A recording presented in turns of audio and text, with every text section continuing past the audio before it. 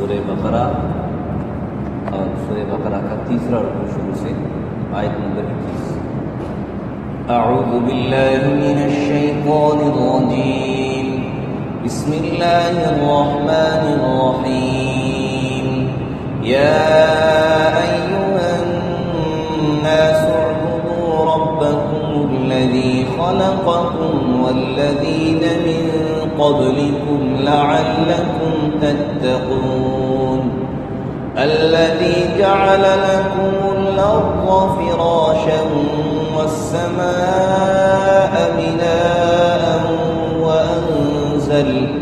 وأنزل من السماء ماء فأخرج به من الثمرات رزقا لكم فلا تجعلوا لله أندادا وأنتم تعلمون، صدق اللہ العظیم۔ یا ایھا الناس، اے لوگو، اعبدو، بندگی کرو، ربکم، اپنے رب کی، الذی خلقکم، جس نے تمہیں پیدا کیا، والذین من قبلکم، اور ان لوگوں کو جو تم سے پہلے تھے، لعلکم تتقون، تاکہ تم پرہیزگار بن جاؤ، الذی جعل لکم، اور وہ اللہ جس نے تمہارے لیے بنایا، ارض، زمین کو، فراشا، بچھونا، والسماء بناء، اور آسمان کو چھت بنایا، وانزل من السماء ماء، اور آسمان سے پانی اتارا، فاخرج به من الثمرات رزقا لکم، اور پھر اس پانی کے ذریعے میوے نکالے جو تمہارے کھانے کے لیے ہیں، فلا تجعلوا للہ اندادا، سو نہ بناؤ تم اللہ کسی کو اللہ کے مقابلے میں، یعنی نہ بناؤ اللہ کے مقابلے میں کوئی شریک، وانتم تعلمون، اس حال میں کہ تم جانتے ہو۔ میں نے عرض کیا تھا کہ سورہ بقرہ کی ابتدا میں اللہ تعالیٰ نے 3 قسم کے گروہوں کا تذکرہ فرمایا۔ سب سے پہلے متقین کا تذکرہ فرمایا، پھر ان لوگوں کا تذکرہ فرمایا جو خالصتاً کافر ہیں، پھر 13 آیتوں میں ان لوگوں کا تذکرہ فرمایا جو کہ منافق تھے، کہ تھے تو کافر لیکن بظاہر اپنے آپ کو مسلمان ظاہر کرتے تھے، حقیقت میں وہ ایمان نہیں لائے تھے، جن کو منافق کے نام سے، اندر سے کچھ اور باہر سے کچھ اور۔ ان تینوں گروہوں کا تذکرہ فرمانے کا ایک مطلب یہ بھی سمجھ میں آتا ہے کہ انسان نے جو اپنی پارٹیاں بازیاں بنائی ہیں، مختلف قسم کے مذاہب اختیار کیے ہیں، اور ہر ایک دوسرے کو اپنے آپ سے بڑھ چڑھ کر کہہ رہا ہے، اور اپنے آپ کو دوسرے سے بڑھ کر سمجھتا ہے، اپنی قوم کی بنیاد پر، اپنی نسل کی بنیاد پر، اپنے عہدے کی بنیاد پر، یا اپنے پیسے کی بنیاد پر۔ تو یہ اللہ تعالیٰ نے 3 قسم کے گروہوں کا تذکرہ فرما کر انسانوں کے عقل میں یہ بات ڈال دی، یہ بات سمجھا دی کہ اصل جو حقیقت ہے، جو حقیقت میں برتری ہے، وہ دین کے اعتبار سے برتری ہے۔ ان اکرمکم عند اللہ اتقاکم، جو جتنا متقی ہے، جتنا پرہیزگار ہے، اللہ کے ہاں وہ زیادہ اکرام والا، زیادہ عزت والا ہے۔ چاہے مالدار ہے تب بھی اگر متقی ہے، زیادہ جتنا متقی ہے اتنا اللہ کے ہاں اس کی عزت ہے، اللہ کے ہاں اس کا مرتبہ مقام ہے، اور اگر کمزور ہے، غریب ہے، تب بھی اگر متقی ہے تو اللہ کے ہاں اس کا مرتبہ مقام ہے، اور اگر متقی نہیں ہے تو مالدار ہے تب بھی ناکام، اللہ کے ہاں اس کا کوئی رتبہ نہیں، اور اگر غریب ہے تب بھی ناکام، اللہ کے ہاں اس کا کوئی رتبہ نہیں ہے۔ حقیقی طور پر جو بڑائی ہے، ان اکرمکم عند اللہ اتقاکم، اللہ کے ہاں جو زیادہ عزت والا وہ ہے جو متقی، جتنا زیادہ متقی اتنا زیادہ اللہ کے ہاں عزت و مرتبے والا ہے۔ ایک تو یہ بات سمجھیں۔ دوسرا، ان تینوں گروہوں کا تذکرہ فرمانے کے بعد اللہ تعالیٰ نے یا ایھا الناس کا لفظ کہا، کہ اے لوگوں، گویا ان تینوں گروہوں کو اللہ تعالیٰ مخاطب فرمایا، اور یہ اللہ رب العزت کی اپنے بندوں کے ساتھ کتنی کرم نوازی ہے، کتنی کرم نوازی ہے۔ دنیا میں آپ کو کوئی حکمران ایسا نہیں ملے گا، کوئی بڑا ایسا نہیں ملے گا جو اپنے چھوٹوں کو باوجود پتہ ہونے کے بھی دعوت دے رہا ہے کہ آ جاؤ، خود طاقتور ہونے کے باوجود صلح کی دعوت دے رہا ہے۔ پتہ ہے کہ جو میرے مد مقابل ہے، جنہوں نے میری مخالفت کی ہے، میری بغاوت کی ہے، میں ان سے ہر قسم کا بدلہ لے سکتا ہوں، سب کچھ ان کا بگاڑ سکتا ہوں، سب قدرت میرے پاس ہے، طاقت ہے، اس کے باوجود صلح کی دعوت دینا یہ اللہ رب العزت کے رحیمانہ صفت، کریمانہ صفت کہ اللہ کو سب پتہ تھا کہ منافق لوگ، یہ کافر لوگ نبی علیہ السلام کو تکلیف پہنچا رہے ہیں، ان کی دشمنی کر رہے ہیں، مسلمانوں کو تکالیف پہنچا رہے ہیں، لیکن اس کے باوجود اللہ رب العزت فرماتے ہیں یا ایھا الناس، اے میرے بندو، اے میرے بندو، اے لوگوں، کتنے پیار سے اللہ ان کو بلا رہے ہیں، کیا؟ اعبدوا ربکم، اپنے رب کی عبادت کیا کرو۔ گویا یہ سب صرف اللہ کے سامنے جھک سکتا ہے، کسی اور کے سامنے نہیں جھک سکتا۔ رب کی تفصیل میں نے سورہ فاتحہ میں عرض کی کہ رب کسے کہتے ہیں۔ فرمایا اعبدوا ربکم، اپنے رب کی عبادت کرو جو تمہارا رب ہے، جس نے تمہاری ادنا سے لے کر اعلیٰ تک تمہیں پہنچا دیا۔ کیا تم میں غلیظ قطرے کی شکل میں تھے؟ غلیظ قطرہ بھی وجود میں نہیں تھا، اس سے پہلے تمہارا هل اتى على الانسان حين من الدهر لم يكن شيئا مذكورا، اس کا کچھ پتہ بھی کسی کو نہیں تھا۔ ایک وقت ایسا تھا، آج سے اگر 40-50 سال 30 سال پہلے چلے جائیں، یعنی جتنی بھی جس کی عمر ہے، اس کی اس عمر سے آپ یوں سمجھیں کہ اگر 10 دن بھی پہلے چلا جائیں، کسی کو کچھ پتہ نہیں تھا کون آنے والا ہے، کون آنے والا ہے، وہ کتنا بڑا انسان بنے گا، کتنا حسین انسان بنے گا، وہ کیا کچھ کرے گا، کچھ کسی کو پتہ نہیں، کوئی اس کو جانتا بھی نہیں تھا، جس کو آج لوگ بڑے واہ واہ کر رہے ہیں، بڑے ہٹو بچوں کی جس کے لیے کوششیں ہو رہی ہیں، اور جو بڑا دنیا کے اندر حکمران بھی بنا پھرتا ہے، کچھ عرصہ پہلے اس کی پیدائش سے کچھ عرصہ پہلے اس کو کوئی جانتا بھی نہیں تھا، کسی کو کچھ پتہ نہیں تھا کہ یہ حکمران بنے گا۔ تو فرمایا اپنے اس رب کی عبادت کرو جس نے عدم سے تمہیں وجود دیا ہے، عدم سے کچھ بھی نہیں تھا، تمہیں کوئی جانتا ہی نہیں تھا، لیکن اس اللہ نے تمہیں وجود بخشا، پھر تمہیں اتنی عزتوں سے نوازا کہ لقد خلقنا الانسان فی احسن تقویم، اتنا خوبصورت انسان بنا دیا اللہ تعالیٰ۔ فرمایا اس رب کی عبادت کرو، دیکھو جو اللہ کا نہیں ہو سکتا، جو اللہ کا نہیں، وہ تمہارا کیا بنے گا؟ انسان یہ کہتا ہے کہ جی بہت اچھا انسان ہے، نماز نہیں پڑھتا لیکن اچھا انسان ہے، جو اللہ کی عبادت نہیں کر سکتا وہ کیسے اچھا ہو سکتا ہے؟ وہ کیسے اچھا ہو سکتا ہے جو اللہ کو نہیں مانتا؟ وہ کہتے ہیں جی اللہ کو تو نہیں مانتے، نافرمانی تو کرتے ہیں لیکن ہیں بہت اچھے۔ یہ انتہائی ناسمجھی والا جملہ ہے۔ جو اللہ کو نہیں سمجھ سکا وہ کسی کو کیا سمجھے گا؟ جو اتنا بے وقوف کہ اللہ کو اپنا رب نہیں مان سکا، وہ اور کتنا اس کو سمجھدار کہنے والا خود کتنا بڑا بے وقوف ہے۔ اس لیے فرمایا یا ایھا الناس اعبدوا ربکم، اپنے رب کی عبادت کرو۔ تم ہر ایک انسان پر سب سے زیادہ احسان اللہ کے ہیں، حتیٰ کہ ماں باپ سے بھی زیادہ احسانات اللہ کے ہیں۔ اسی لیے اللہ تعالیٰ نے دوسری جگہ فرمایا کہ اپنے والدین کے ساتھ احسان والا معاملہ کرو، لیکن آگے یہ بھی کہہ دیا وَإِن جَاهَدَاكَ عَلَىٰ أَن تُشْرِكَ بِي مَا لَيْسَ لَكَ بِهِ عِلْمٌ فَلَا تُطِعْهُمَا، اگر تمہیں میرے ساتھ شریک کرنے کا حکم دیں، میرے حکم کے میرے ساتھ شریک کرنے کا مطلب کیا کہ ایک طرف میرا حکم، دوسری طرف وہ حکم دے رہے ہوں، ایک طرف میری حق بھی ہے، دوسری طرف وہ اپنا حکم چلا رہے ہوں، میرے حکم کے مد مقابل حکم آ رہا ہو، ان کی اس بات کو نہ مانو۔ کیا مطلب؟ کیوں نہ مانو؟ اس لیے کہ والدین تو تمہارے مجازی رب ہیں، حقیقی رب تو تمہارا میں ہوں، اللہ فرماتا ہے۔ فرمایا اعبدوا ربکم، اپنے رب کی عبادت کرو۔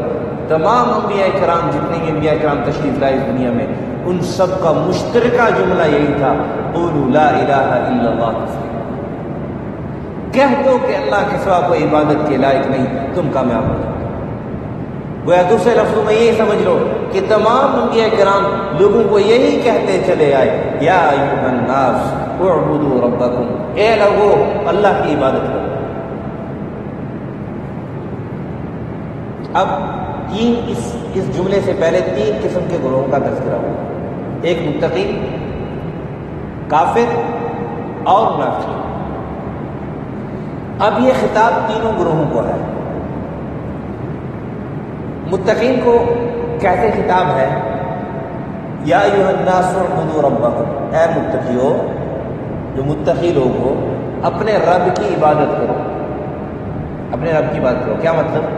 کہ جو تم عبادت کر رہے ہو، جس کے نتیجے میں اللہ تعالیٰ نے تمہیں تقویٰ کا درجہ نصیب کیا ہے، تقویٰ کا درجہ نصیب کیا، ایمان کی دولت نصیب کی ہے، اس پر پختہ رہو، اس پر پختہ رہو اور اس پر ڈٹے رہو، اور اللہ سے اس پر استقامت مانگو۔ ان الذین قالوا ربنا اللہ ثم استقاموا، استقامت مانگو۔ اور جو کافر ہیں ان کی طرف کیا مخاطب ہے اللہ تعالیٰ کے جو حکم ہے کیسے مخاطب ہو رہا ہے کہ یا ایھا الناس اعبدوا ربکم، اے کافرو اللہ کی عبادت کرو۔ کیا مطلب؟ اپنی ضد اور ہٹ درمی چھوڑ دو، ایک اللہ کو مان لو، اسی میں تمہاری کامیابی ہے، کیونکہ جن بتوں کو تم عبادت کر رہے ہو، جن بتوں کے سامنے تم سجدہ ریز ہو رہے ہو، انہوں نے تمہیں پیدا نہیں کیا، یہ تمہیں رزق نہیں دیتے، رزق تمہیں اللہ دیتا ہے، اللہ کی ذات دیتی ہے۔ اور منافقین کے لیے کیا ہے کہ اپنی اس منافقت کو چھوڑ دو، اپنی اس منافقت کو چھوڑ دو، ایک اللہ کی طرف آ جاؤ، سچے دل سے مسلمان ہو جاؤ، سچے دل سے ایمان میں داخل ہو جاؤ۔ آگے فرمایا الذی خلقکم، یہ رب کے اندر ہی یہ ساری چیز موجود تھی۔ الذی خلقکم کی تفصیل انسان کو سمجھانے کے لیے اللہ نے بیان فرمائی کہ رب کون ہے۔ رب کسے کہتے ہیں؟ جس نے تمہیں پیدا کیا، اور صرف تمہیں نہیں پیدا کیا، تمہارے سے پہلے لوگوں کو بھی پیدا کیا۔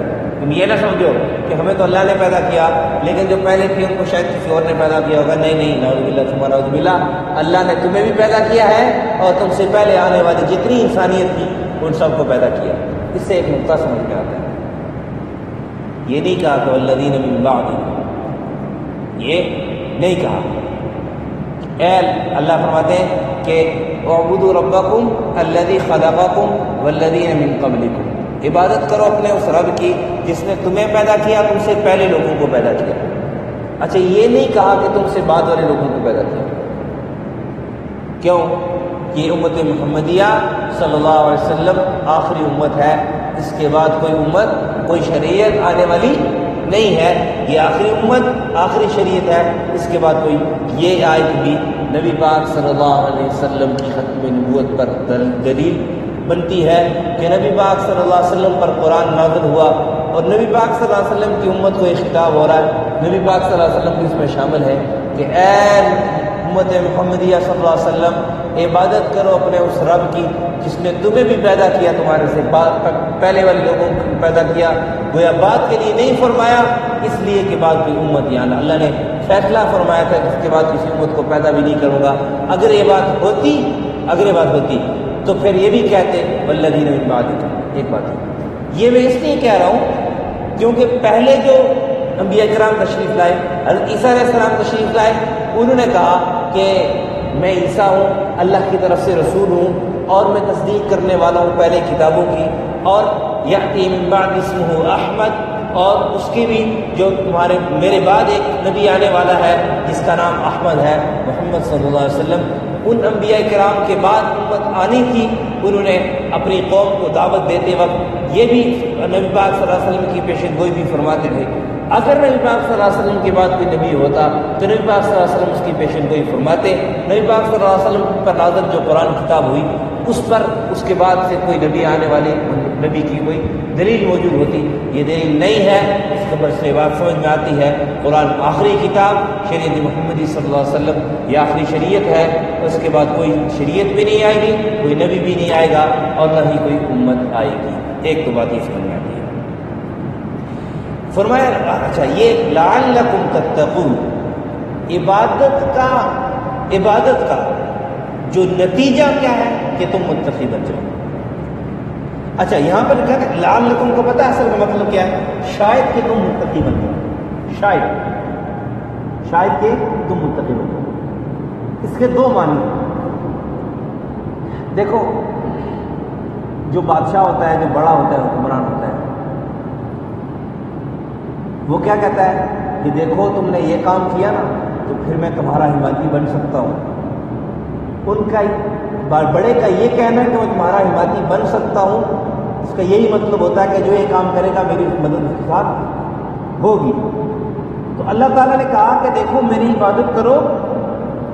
عبادت کرو تو پھر تم تقوی اختیار، تم متقی بن سکتے ہو۔ کیا مطلب؟ کہ جو میری عبادت کرے گا وہ متقی بنے گا، اللہ اس کو متقی بنائیں گے، پرہیزگار بنائیں گے، اور دنیا اور آخرت کی کامیابی اس کو دیں گے۔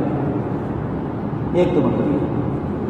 دوسرا مطلب یہ ہے کہ اے لوگو تم اس رب کی عبادت کرو جس نے تمہیں اور تم سے پہلے لوگوں کو پیدا کیا، شاید کہ تم متقی بن جاؤ۔ یہ انسان کے اس گمنڈ کو توڑنے کے لیے کہ انسان یہ نہ سمجھے کہ میں اپنی عبادت کے بلبوتے پر جنت میں چلا جاؤں گا، ایسی بات نہیں۔ عبادت کرنے کے باوجود بھی لعلکم تتقون، شاید کہ تم متقی بن جاؤ۔ کیا مطلب؟ میری رضا، میرا فضل تم پر شامل ہوگا تب تم متقی بن سکو گے۔ میرا فضل تمہارے ساتھ شامل حال نہیں ہوگا تم متقی نہیں بن سکتے۔ نہ دنیا کی کامیابی تمہیں مل سکتی ہے، نہ آخرت کی کامیابی مل سکتی ہے۔ صرف عبادت پر گھمنڈ نہیں کرنا، ساتھ ساتھ ڈرتے بھی رہنا۔ اسی لیے نماز کے بعد حکم یہ ہے کہ ماتھے پر ہاتھ رکھو، اللہ اکبر، استغفر اللہ۔ شرک کیا ہے جو استغفر اللہ کہہ رہے ہو، گناہ کیا ہے جو استغفر اللہ کہہ رہے ہو، نہیں، اس لیے نہیں، اس لیے کہ میں نے جو عبادت کی ہے یہ اس قابل نہیں کہ اللہ کے قبول کی جائے۔ یا اللہ اس میری عبادت کو قبول کر دے، اور جو اس میں کوئی کمی کوتاہی رہ گئی اپنے فضل سے اس کو معاف فرما دے۔ لعلکم تتقون کا ایک مطلب یہ بھی ہے کہ اپنی عبادت پر گھمنڈ نہ کرو، اللہ کے فضل سے تم جنت میں جاؤ گے تو اللہ کے فضل سے جاؤ گے، اپنی عبادت کی بنا پر نہیں جا سکتے۔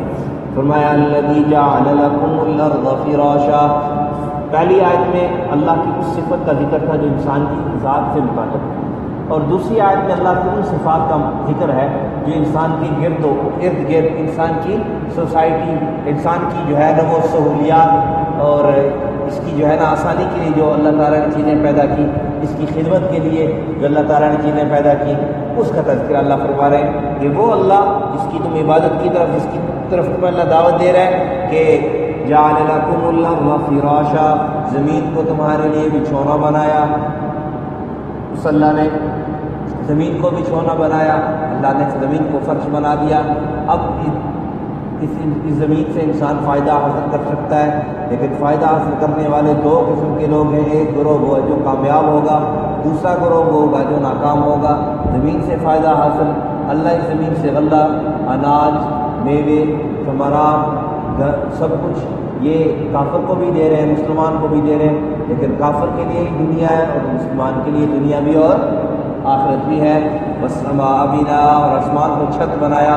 وانزل من السماء ماء، یہ اللہ رب العزت نا اپنی انسان پر کرم نوازیاں جتلا کر بتلا رہے ہیں کہ دیکھو یہ ساری چیزیں میں نے تمہارے لیے پیدا کی ہیں، اس لیے عبادت کا لائق، عبادت کا مستحق صرف اور صرف میں ہی ہوں۔ فأخرج به من الثمرات رزقا لكم، پھر میوے اللہ تعالیٰ نے تمہارے لیے نکالے زمین سے پانی کے ذریعے جو تم کھاتے ہو۔ آگے آخر میں پھر کہہ دیا اعبدوا ربکم، کو دوسرے لفظوں میں بیان کیا، فلا تجعلوا للہ اندادا وانتم تعلمون، تمہیں سب کچھ پتہ ہے کہ سارا اللہ نے پیدا کیا، جانتے بھی ہو، جاننے بوجھنے کے باوجود تم اللہ کی طرف سے اللہ کی عبادت نہیں کرتے، ضد اور ہمدردی پر اتر آئے ہو، یہ تمہارے نقصان کا باعث ہے، تمہارا نقصان اسی میں ہو سکتا ہے۔ اسی لیے اپنی عبادت جو ہے اپنے سر یہ اللہ کے سامنے جھکانا، یہ بدن جو 5-6 فٹ کا اللہ نے دیا ہے، اس کو صرف اور صرف اللہ کی اطاعت میں استعمال کرو۔ اللہ کی اطاعت میں استعمال کرو گے تو گویا تم دنیا اور آخرت میں کامیاب ہو جاؤ گے نہیں۔ جو اللہ کی عبادت کرتا ہے، اپنی زندگی کو اللہ کی مرضی کے مطابق گزارتا ہے، وہ دنیا اور آخرت میں کامیاب ہو گیا، اللہ کا اس کے ساتھ وعدہ ہے۔ اللہ ہمیں سمجھ اور عمل کی توفیق عطا فرمائے۔ ہدایت تک یہ تھا ان آیت کا مفہوم کا مختصر خلاصہ۔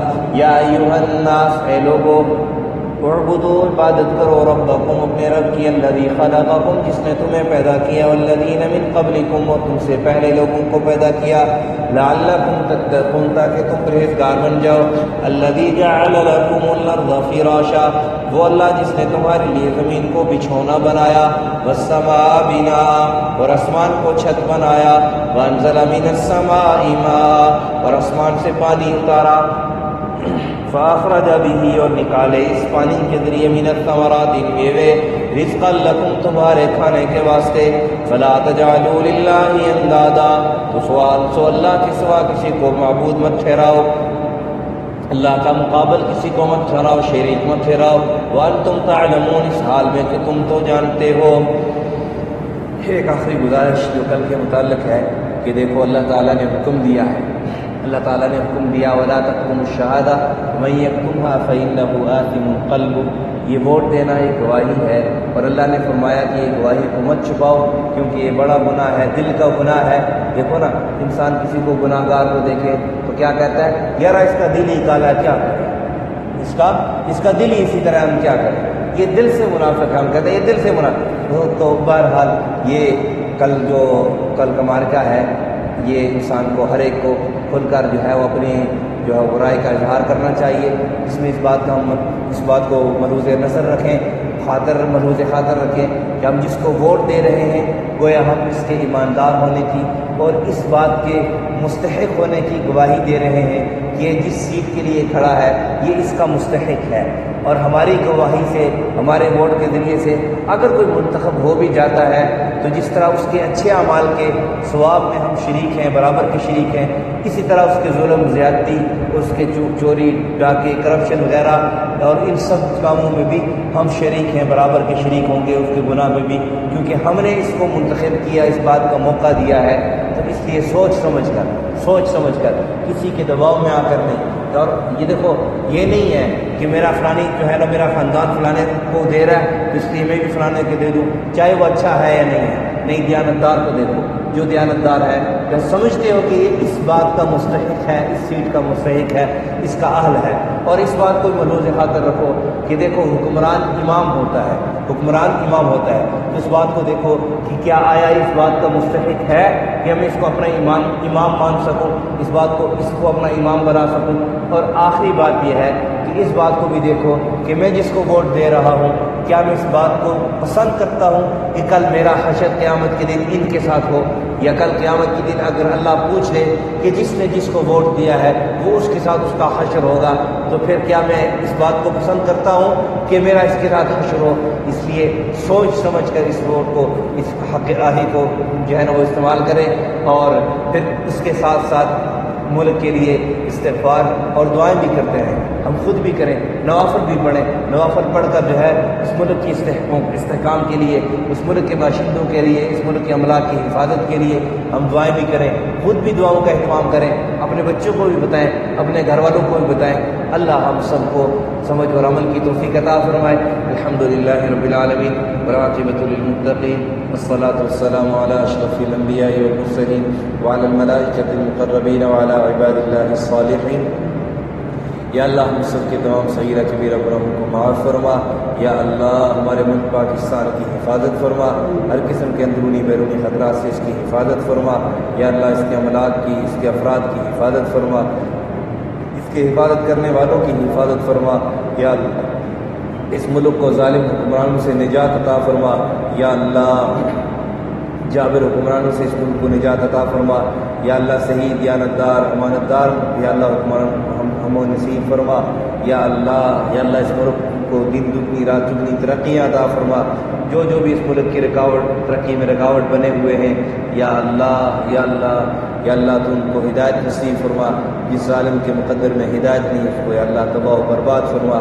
جو بھی اس ملک کی یا اللہ اس ملک کو تباہ کرنا چاہتے ہیں، اس ملک کو برباد کرنا چاہتے ہیں، یا اللہ تو ان کو چن کر ہلاک فرما، برباد فرما۔ یا اللہ ان کے مظالم سے، ان کی یا اللہ مکر و فریب سے ہماری اس ملک کے رہنے والوں کی یا اللہ اس ملک کی سب کی حفاظت فرما۔ صلی اللہ علیہ النبی الکریم محمد وعلی آلہ وصحبہ۔ جزاک اللہ۔